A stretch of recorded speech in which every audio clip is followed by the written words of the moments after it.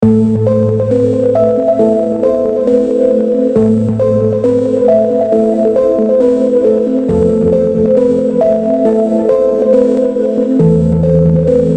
modern tidak lagi selalu dimulai dengan dentuman bom atau raungan mesin jet tempur.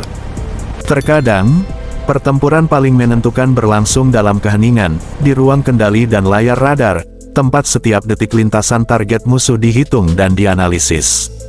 Di medan perang yang sunyi inilah sistem pertahanan udara menjadi penentu kekuatan sebenarnya. Dari sinilah nama S-400 dan S-500 muncul, bukan sekadar sebagai senjata, tetapi sebagai simbol perubahan aturan dalam peperangan udara global.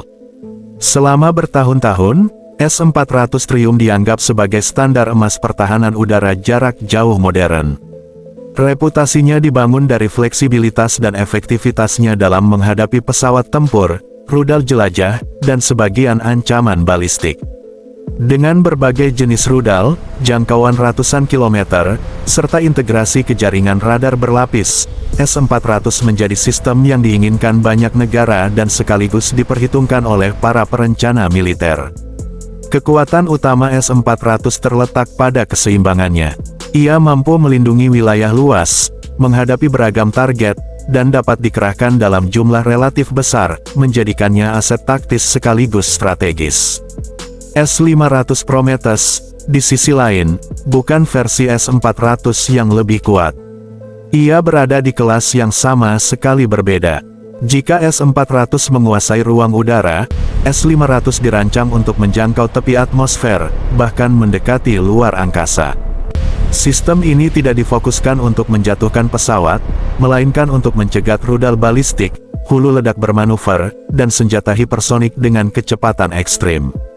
Ketika Rusia mengonfirmasi bahwa S-500 telah memasuki tahap produksi serial, banyak yang mengira ini berarti produksi besar-besaran. Padahal, sistem strategis tidak pernah dibuat dengan logika jumlah masif. Produksi serial dalam konteks S-500 berarti kesiapan operasional, bukan kuantitas besar. Sistem ini dirancang untuk melindungi ibu kota, pusat komando nuklir, dan instalasi negara yang paling vital. Satu resimen S-500, ketika terintegrasi dengan radar peringatan dini, S-400, S-350, serta jaringan komando nasional, berubah menjadi simpul penting dalam sistem pertahanan strategis yang jauh lebih luas. Dibandingkan fleksibilitas S-400, S-500 bersifat sangat khusus, terbatas jumlahnya, dan sengaja dijaga kerahasiaannya. Menggunakannya dalam konflik konvensional hanya akan membuka rahasia teknologi yang seharusnya berfungsi sebagai pencegah perang besar. Justru disinilah kekuatan kombinasi S-400 dan S-500. S-400 menghadapi ancaman nyata di garis depan, pesawat, rudal, dan tekanan udara regional. S-500 berdiri di lapisan terakhir, siap menghadapi ancaman yang dapat menentukan nasib sebuah negara hanya dalam hitungan menit.